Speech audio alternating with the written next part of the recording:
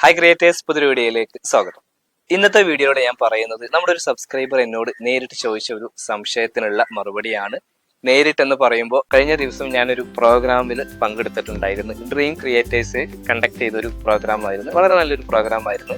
ലഹരി വിരുദ്ധ ക്യാമ്പയിനും അതുപോലെ യൂട്യൂബിൻ്റെ ഒരു ക്രിയേറ്റേഴ്സിൻ്റെ ഒരു മീറ്റപ്പൊക്കെ ആയിട്ട് നല്ലൊരു രസമായിരുന്നു.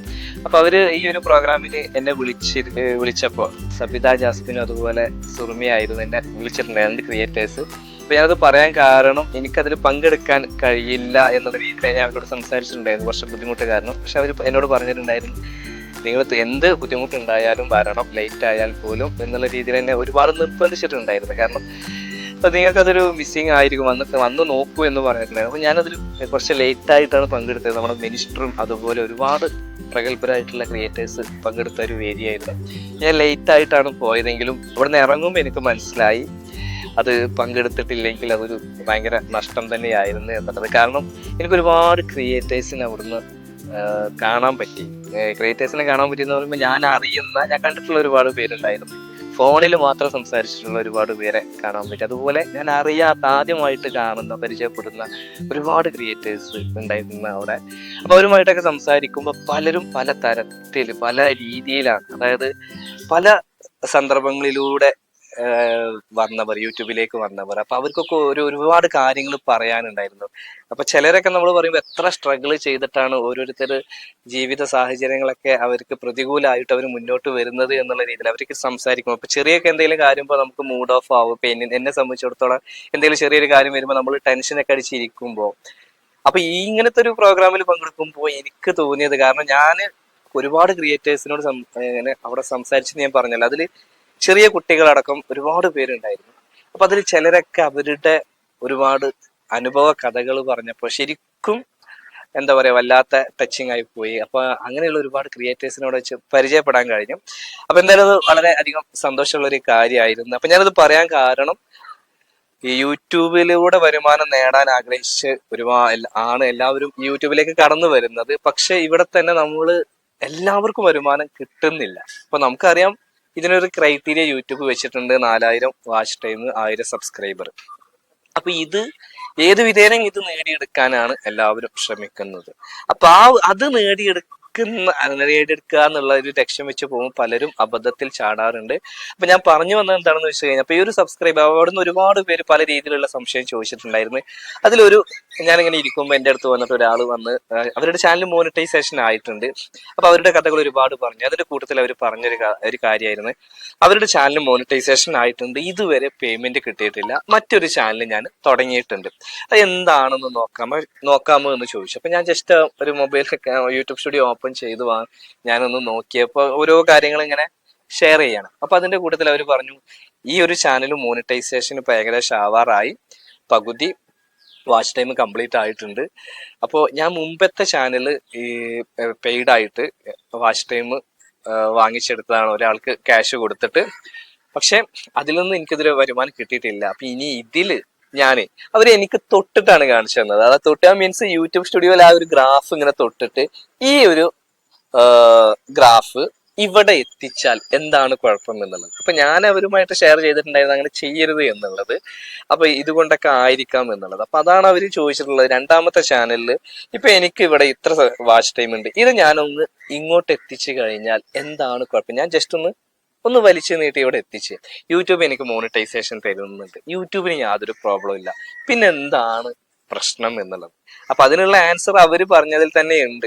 എന്താണ് പ്രശ്നം എന്ന് ചോദിച്ചു കഴിഞ്ഞാൽ, യൂട്യൂബ് നിങ്ങൾക്ക് മോണിറ്റൈസേഷൻ തന്നു, ഓക്കെ, നിങ്ങൾ പുറത്തുനിന്ന് ഒരാൾ നോക്കുമ്പോൾ നിങ്ങളുടെ ചാനൽ മോണിറ്റൈസേഷൻ ആണ്, ഓക്കെ. അപ്പൊ അവര് തന്നെ പറയുന്നുണ്ടായിരുന്നു, നിങ്ങൾക്ക് പേയ്മെന്റ് കിട്ടിയില്ലേ എന്ന് ചോദിച്ച് പലരും അങ്ങനെ കളിയാക്കുന്നുണ്ട് എന്നുള്ളത്. അത് തന്നെയാണ് ആദ്യത്തെ പ്രശ്നം.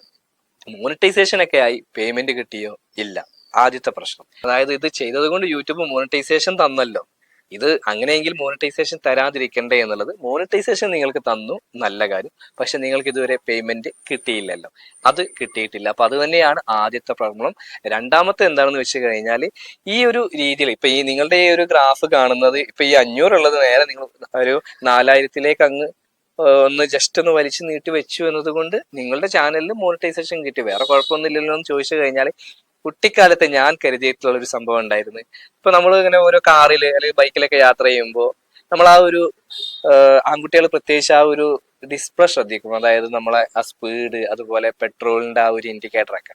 അപ്പൊ അന്ന് ഞാൻ കരുതിയിട്ടുണ്ടായിരുന്നു ഈ പെട്രോളിന്റെ ഒരു ഇൻഡിക്കേറ്റർ എന്ന് പറയുമ്പോൾ അത് താഴ്ന്നാല് പിന്നെ വണ്ടി, അതായത് ലോ ലെവലിലാണെങ്കിൽ പിന്നെ വണ്ടി നമുക്ക് മുന്നോട്ട് പോകാൻ കഴിയില്ലല്ലോ.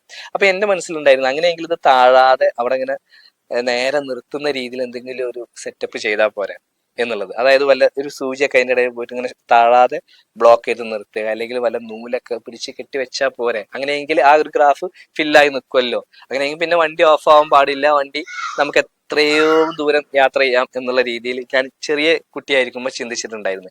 ഇതേ സംഭവം തന്നെയാണ് നിങ്ങൾ നിങ്ങളുടെ യൂട്യൂബ് ചാനലിലും ചിന്തിക്കുന്നത്. അതായത് നിങ്ങളുടെ ചാനലിൽ ആ ഒരു ഗ്രാഫ് നിങ്ങൾ വലിച്ചു നീട്ടി ഒരാളെ കൊണ്ട് ക്യാഷ് കൊടുത്തത് ഫില്ല് ചെയ്ത് കഴിഞ്ഞാൽ ആ കാറ് പിന്നെ റൺ ആവുമോ? ഇല്ല. അതുപോലെ തന്നെയാണ് നിങ്ങളുടെ യൂട്യൂബ് ചാനലും. കാരണം അതിൽ ഫ്യൂവൽ ഇല്ല, ഇന്ധനം ഇല്ല, അതായത് ട്രാഫിക് ഇല്ല, നിങ്ങൾക്ക് ഓർഗാനിക് വ്യൂസ് ഇല്ല. ഇതിലും സിമ്പിൾ ആയിട്ട് എനിക്ക് നിങ്ങൾക്ക് പറഞ്ഞ് മനസ്സിലാക്കി തരാൻ കഴിയുമെന്ന് എനിക്കറിയില്ല. കാരണം ഈ ഒരു സബ്സ്ക്രൈബർക്ക് സംഭവിച്ചത് അത് തന്നെയാണ്. ആ ഒരു എന്താ പറയാ, ഫേക്ക് ആയിട്ടുള്ള ട്രാഫിക്കും കാര്യങ്ങളും കൊണ്ടുവന്നു. അവർ പല ഐറ്റം വീഡിയോസ് ഇട്ടുകൊണ്ടിരിക്കുന്നത്, കുക്കിംഗ്, ട്രാവൽ എല്ലാം. പക്ഷെ അവർക്ക് പോലും മനസ്സിലായിട്ടില്ല എന്റെ ഓഡിയൻസിന് എന്താണ് ഇഷ്ടം എന്നുള്ളത്. കാരണം അവർക്ക് വന്നിട്ടുള്ള ട്രാഫിക് എന്താണ്, ഈ ഫേക്ക് ആയിട്ട് കൊണ്ടുവന്ന വാച്ച് ടൈമാണ്.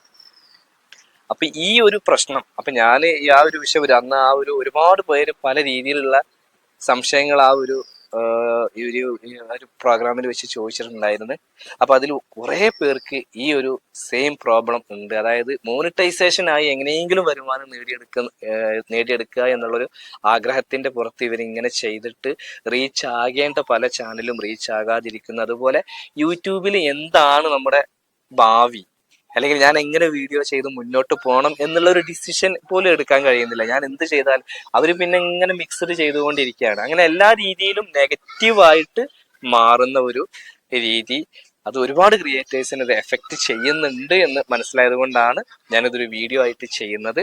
അപ്പൊ ഇത് കാണുന്ന ആരെങ്കിലും നിങ്ങൾ യൂട്യൂബിലേക്ക് പുതുതായിട്ട് വന്നിട്ടുണ്ട്, ചാനൽ മോണിറ്റൈസേഷൻ ആകാൻ ആഗ്രഹിക്കുന്നുണ്ടെങ്കിൽ നിങ്ങളെ സ്വയം തിരിച്ചറിഞ്ഞ് നിങ്ങളുടെ സ്കില്ല് കണ്ടെത്തി നിങ്ങൾക്ക് എങ്ങനെ വീഡിയോ പ്രസന്റ് ചെയ്യാൻ പറ്റും, ഏതിൽ പ്രസന്റ് ചെയ്യാൻ പറ്റും, അത് എത്ര കാലം പ്രസന്റ് ചെയ്യാൻ പറ്റും എന്നൊക്കെ നോക്കിയിട്ട് നല്ലൊരു കണ്ടന്റ് തിരഞ്ഞെടുത്ത് അതിൽ നിങ്ങൾ വീഡിയോ ചെയ്ത് മുന്നോട്ട് പോവുക.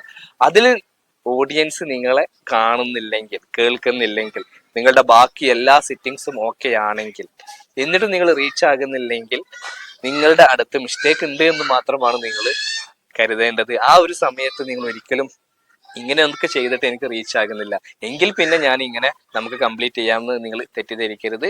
കാരണം അങ്ങനെ നിങ്ങൾ ചെയ്ത് കഴിഞ്ഞാൽ, ഇത്രയൊക്കെ ചെയ്ത നിങ്ങളുടെ ചാനൽ പിന്നെ മോണിറ്റൈസേഷൻ ആക്കി എടുത്തു കഴിഞ്ഞാലും പിന്നെ എങ്ങനെയാണ് റീച്ച് ആവുക? ഇപ്പൊ റീച്ച് ആവാത്ത ചാനൽ അപ്പോഴും റീച്ച് ആവില്ല. നമ്മുടെ തെറ്റ് നമ്മളാണ് തിരുത്തേണ്ടത്. അപ്പൊ നിങ്ങളൊക്കെ ഈ ഒരു കാര്യം മനസ്സിലാക്കി മുന്നോട്ട് പോവുക. അപ്പൊ എന്തായാലും നിങ്ങളുടെയൊക്കെ യൂട്യൂബ് ചാനൽ എത്രയും വേഗത്തിൽ മോണിറ്റൈസേഷനായി പേയ്മെന്റ് ഒക്കെ കിട്ടി തുടങ്ങട്ടെ എന്ന് പ്രാർത്ഥിക്കുന്നു, ആശംസിക്കുന്നു.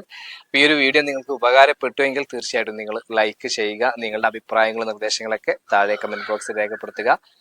നിങ്ങൾ ആദ്യമായിട്ടാണ് ചാനൽ കാണുന്നതെങ്കിൽ ചാനൽ ഒന്ന് സബ്സ്ക്രൈബ് ചെയ്യുക, കൂടെ ബെൽ ബട്ടണും കൂടി അമർത്തുക. അപ്പൊ മറ്റൊരു യൂസ്ഫുൾ ആയിട്ടുള്ള യൂട്യൂബ് ടിപ്സുമായിട്ട് നമുക്ക് വീണ്ടും കാണാം. അതുവരെ ബൈ.